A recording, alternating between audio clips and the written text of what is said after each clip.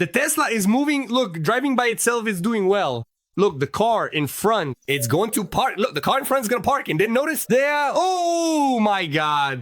The Tesla almost crashed. The guy in front had to press the button here on the dashboard manually. Otherwise, the Tesla would have crashed. Oh my God. In this video, we're going to talk about Tesla's Robotaxis, which are fully autonomous and already driving on the streets. They're a kind of Uber without a driver. They come, pick you up, and take you to your destination. Amazing, isn't it? The thing is, they've had a series of problems. Did it crash? Did it catch fire? Did it get a lot of tickets? Did it run someone over? And overall, was the outcome more positive or more negative? Yet another controversy involving Elon Musk. Before we start, leave a comment below. Would you like to have a self-driving car? Number 2, would you trust it if a driverless Uber stopped at your house today? Would you feel at ease? Would you sleep and say, go ahead, take me to the beach while I sleep? Comment below, I want to know. I brought in a couple who are technology experts. I really like their channel. At the end of this video, I leave a link for you to subscribe to their channel. Let's get started. 3, 2, 1, go. So guys, it happened last week actually.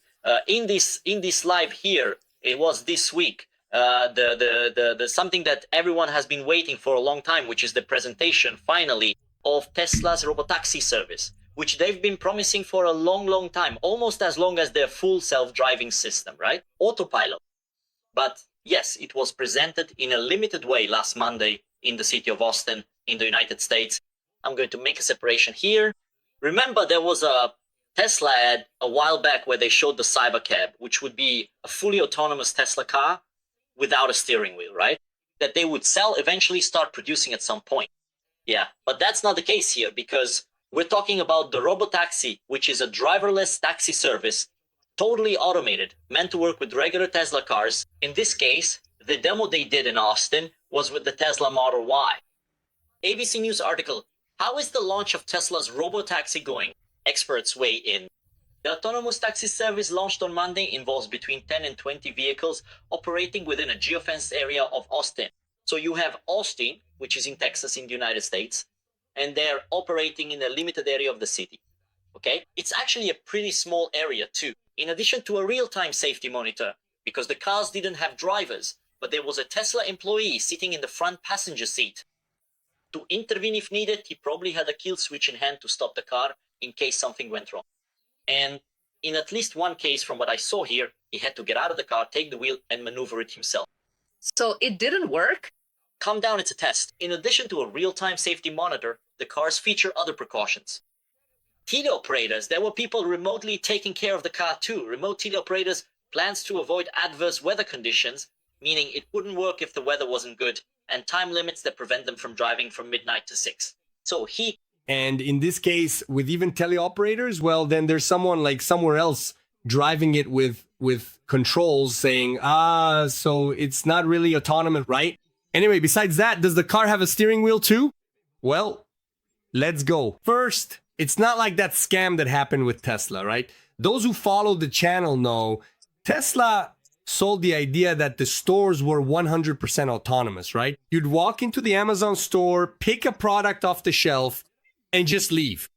And simply, obviously, you'd log into your Amazon account, you'd be identified, and if you already had a card registered, so you would go in, grab the product, and leave. And then it was discovered, right, the fraud that actually, if I'm not mistaken, there were employees in India who were watching everything, and not just watching, right? They were actually operating the sales, making sure everything went smoothly. In other words, it was fake, right? It was like having an automatic checkout, but in reality, it was a person inside, right? Which is what a lot of people say. Anyway, in Tesla's case, first, the car is 100% autonomous. But there are certain categories of being autonomous, right? At first, it's kind of like autopilot, then it only drives on the highway, then it drives on the streets, but always with the steering wheel. The car will be 100% autonomous when it doesn't have a steering wheel, right? Or if it's hidden, then you press a button, switch to manual mode, and the steering wheel comes down, but it has to have a mode without a steering wheel. In this case, it's still being tested. People could die. So, of course, to avoid getting into that kind of controversy, there's someone there who will be watching in case something goes wrong, someone like externally, right, remotely, who can press a button and like turn off the car. So there are these precautions, obviously, because it's still in the early stages. It's with Tesla, right? Anyway. They also didn't operate 24 hours, Reuters was informed. So that was basically the service. If you take Austin in the United States, they created a virtual fence Perimeter. around the city perimeter. And within that perimeter, you could use an app to request Tesla's Robotaxi, and it would go from one place to another. Here's an image from ABC News, which was basically it. It's the Model Y. It had Robotaxi written on it, and you can see here that there's no driver, and the Tesla employee is sitting next to the passenger. See, the employee wasn't there to interact with the driver or with the passenger, nothing like that. He was just there to oversee things, just to make sure everything was working properly, okay? And this is what you would see when you order the car. So that's basically the test they ran, but there's a big catch, okay? They did this test in Austin, a city that already has a commercial, not just test phase, operation by Waymo, which is Tesla's competitor in this autonomous taxi business, which is really interesting because there are way more cars. They've already surpassed 100. And on top of that, they've been operating for over a year now, if I'm not mistaken. Comment below if you know the exact numbers, because obviously I might have gotten them wrong, right? it was two YouTubers who did the competition. They went because Waymo operates within the same area as Tesla as well. It operates in a much larger area in the city, but it also operated within Tesla's area. There was an overlap. And they took both cars, went from the same place to the same destination, and saw which one got there first. Who got there first? Spoiler alert, Waymo won. But there's a detail that made everyone a bit skeptical about this test. I know it's just a test. We're not expecting everything to be perfect, but there's something that made people feel uneasy. First, because it should have been a big announcement from Tesla. They kind of made the announcement in a stealthy way, sort of hidden.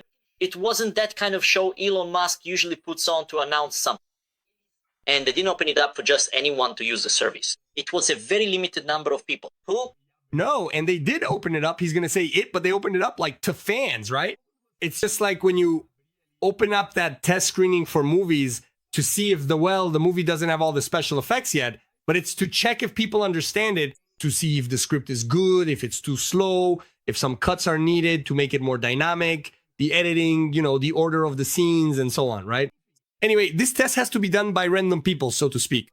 Yeah, different genders, different ages, different cultures, and so on, right?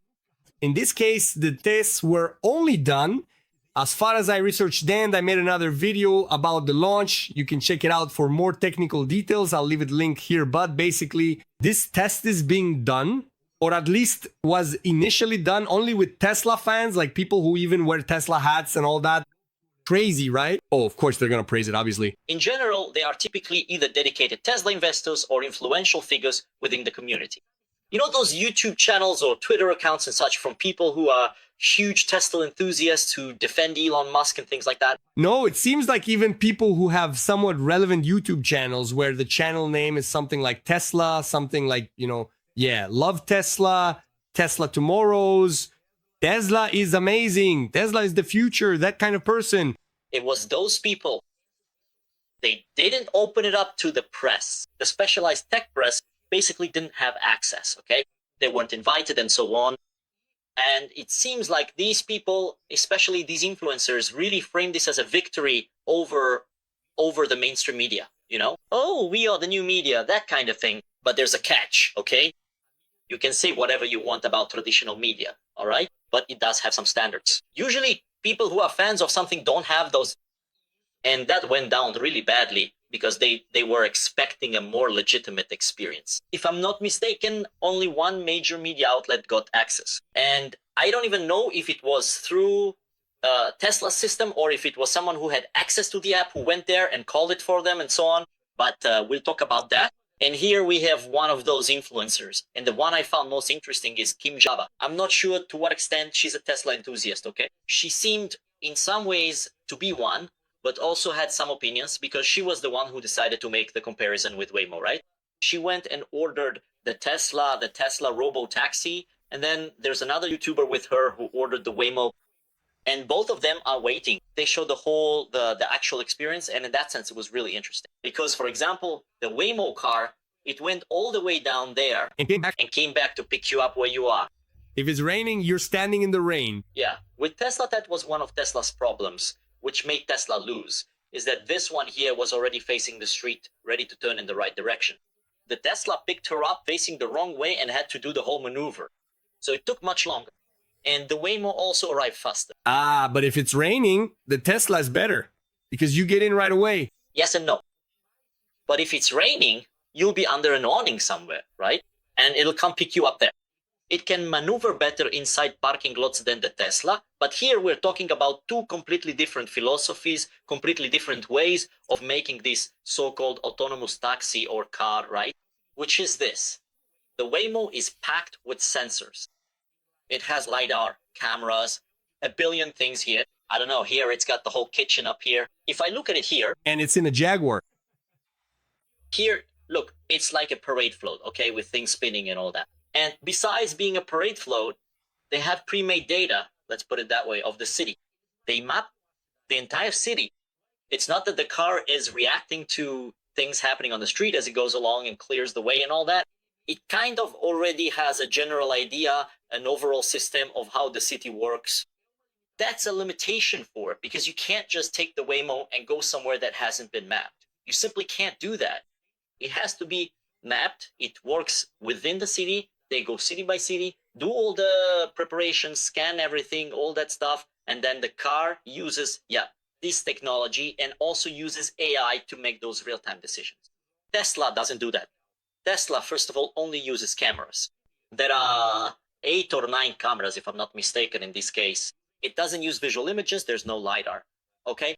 It doesn't use a bunch of different sensors. It uses cameras. And on top of that, as far as we currently know, it absolutely does not have that extensive city pre-mapping capability that Waymo currently possesses. Well, I truly believe that Tesla's advanced technology is significantly better because you have the sophisticated cameras and it meticulously interprets everything in real time. So, in theory, it is absolutely ready to be deployed in virtually any city, anywhere, at any given moment. Now, what I think is that it could be a hybrid, right? It could have the camera system and it could also have a prepared database, right? For me, a hybrid would be more interesting. Just a reminder, everyone, we've launched our channel club. If you're a level 1 member, you'll be able to send your comments, which I'll respond to with priority, and you'll also get early access to the videos. Now, if you're a level 2 member, in addition to exclusive videos, behind the scenes content, and more, you can make a post in our community with a image and ask me anything you want, my opinion on any topic.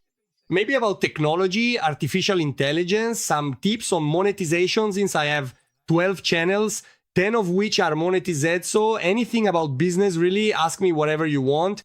If you're a level 2 member, I'll respond to you with priority, all right? Right below this video, there's a join button. Besides helping me make more videos here on the channel, you'll get all these benefits and much more. When you click it, a list of benefits will appear, all right?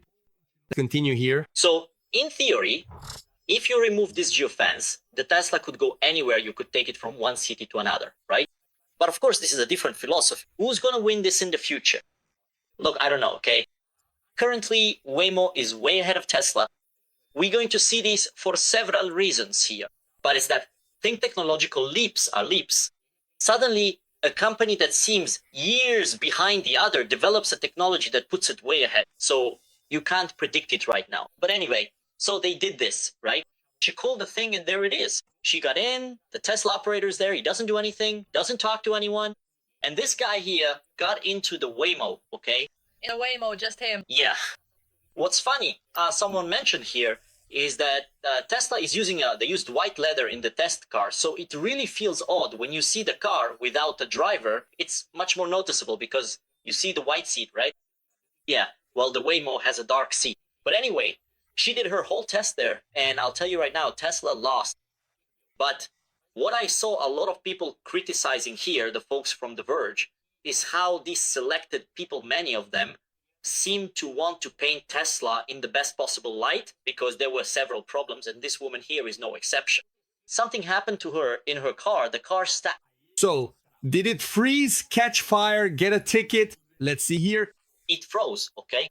the car froze. You know we're not lying because we have that timer running. Wow. Alright, so we just hit the brakes. I'm not really sure what happened, but the car thought it saw something. And this happens in fully autonomous driving. This is something that happens. People have been talking about one of the limitations of fully autonomous driving with robotaxis. Occasionally, it breaks out of nowhere. You kind of saw me react. You can see my stuff is on the floor. But again, that's why it's in beta. So that's Yeah, you have to wear your seatbelt, right, guys?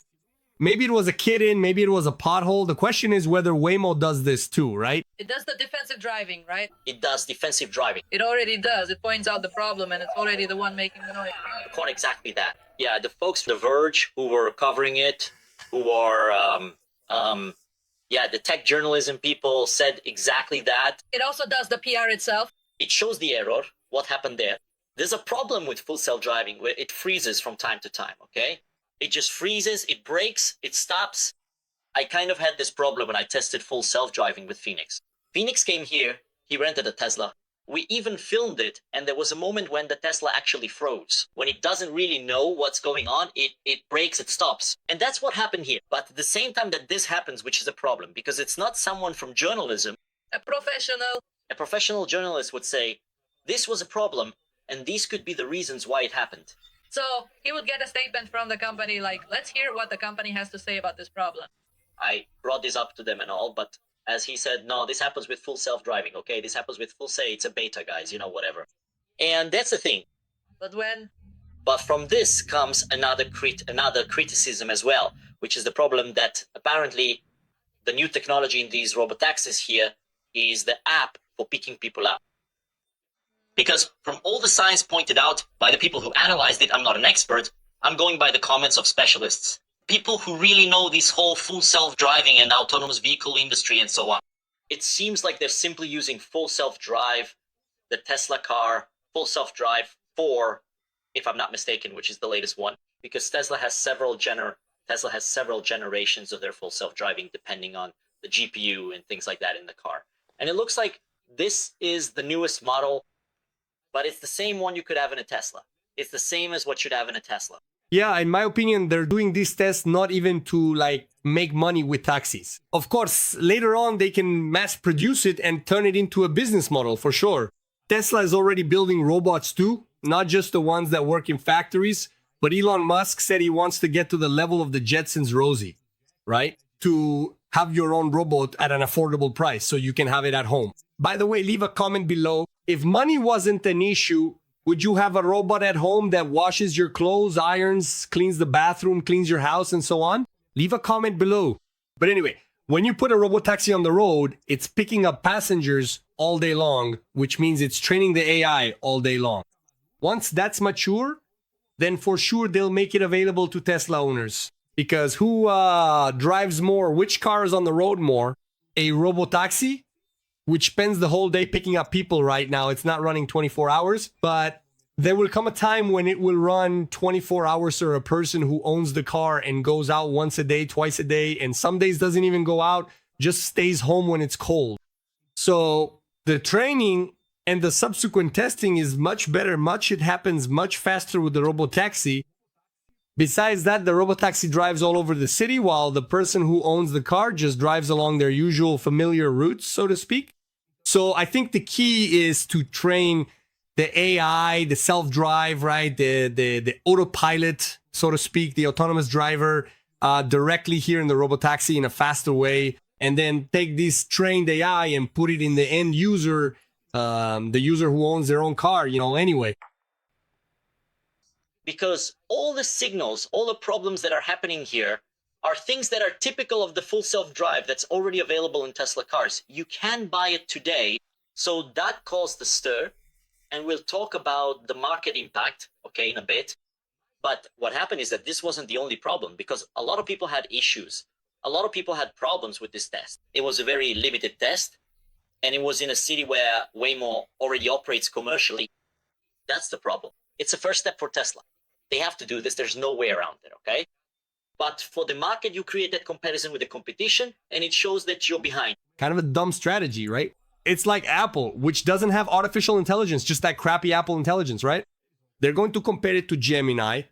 They're going to compare it to ChatGPT. In this case, Tesla should have chosen a city where Waymo isn't present, right? Because then people will say, wow, but the other company is way more advanced, right? Anyway, in my opinion, it was a wrong strategy, you know? And also the fact that you don't invite the press shows a certain fear. That's a problem too. But it seems, and these people kept insisting on this, no, we're the new media, the old media, whatever. No, look, we understand all types of media, okay? There's a role for internet folks, for example, influencers and things like that. Obvious laws included. Yeah.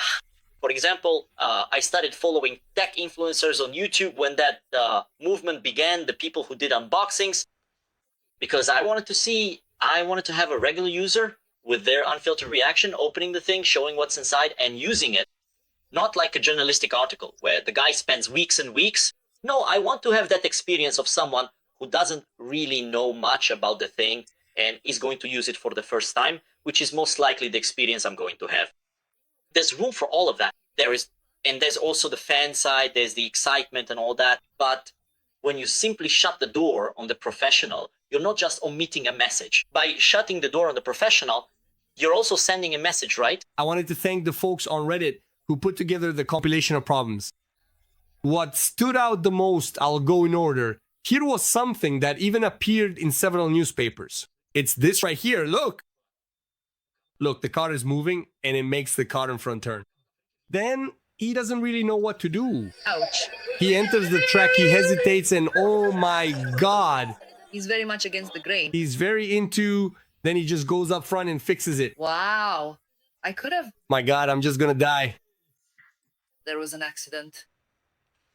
Why didn't he know what to do? I think the car in front left and he didn't realize that the lane, because in fact the lane he was in got smaller, like the side he was on lost the lane, right? And he didn't get it. Then the other one went here, look. I don't know. You've probably been through that, right? That person is driving, you're not in control, you're used to driving, and you think, my God, today is the day I'm going to die. I would be really scared, you know? This one is from Farsad. It looks like there was another one who also got access. So here, look, he told the car to stop. He gave a stop command. Okay, you can tell it to stop in the app. So here it says the vehicle is finding a safe place to stop. That's what's written in the app. It stopped so he could get out. I want you to watch the rest, please. The vehicle stopped and said, it's over. This is the spot. Look at the face of the Tesla guy who's just there to supervise. It stopped, but it's still kind of shaking, right? Watch carefully when he eventually gets out of the car. He's in the middle of the avenue. In the middle of the intersection. Wow, in the middle of the intersection, I thought it was still moving. Yeah. It's because the vehicle stopped completely in the traffic jam and then mistakenly thought it was properly parked. There are people who do that too, you know? The car in front is stopped. Wow. It's not a safe place, just to clarify. It's not. Yeah, the plan kind of backfired because even though there are a lot of enthusiasts, people shared their experiences, which is exactly what people on the internet do, right? They didn't filter it. Of course, there's always the issue of someone thinking that if they post something, it might get their access to Tesla revoked. Some people worry about that, which is why every now and then... Yeah, and it really can, right? Even that woman is there, trying hard to justify, really treading carefully, but... Because it really can happen, right? You can say something bad and end up on Tesla's blacklist. But here, this was another one. Look, it's just sitting there. Do you want to end your trip now? He goes, all right. The vehicle is looking for a safe place to stop, right? This is something I found interesting that you don't have with Uber, right? I don't know if Waymo has it, since you don't let go of your phone, but it has a screen there that you can use to control things too. So it's gonna stop. It's going to stop. Look where it stopped. Wow, right on the median. And look, the image is clear, right? It stopped. Wow. Now we're screwed, right? Now we're screwed. Yeah. Apparently, they had to call support. I don't even know how this one ends. Look. Contact support, damn it. Yeah. No, Hide, no. You can contact support, but it says right there, please exit, yeah, so you can leave the car safely. Then, it seems they had to contact support to get the car out of there. This is a very serious problem. Wow, it stopped, and you can't even say something like, look, you stopped in the middle of the street, keep going with the ride. No, the car locks up. The good thing is that the Tesla employee is right there and already seeing what's going on, right? Well, comment below what you think. Do you think this is okay since it's in beta, it's just starting out? Or is this a warning sign that Tesla really isn't able to make this car autonomous? After all, they've been promising something fully autonomous for many years and still can't deliver, while there are competitors who apparently know how to do it, right? Remember, I'll leave some videos here about cars, drones, and this topic of artificial intelligence vehicles. And if you want to become a member and get my opinion on any subject, just join as a level 2 member, okay? That's it. See you in the next video. See you soon.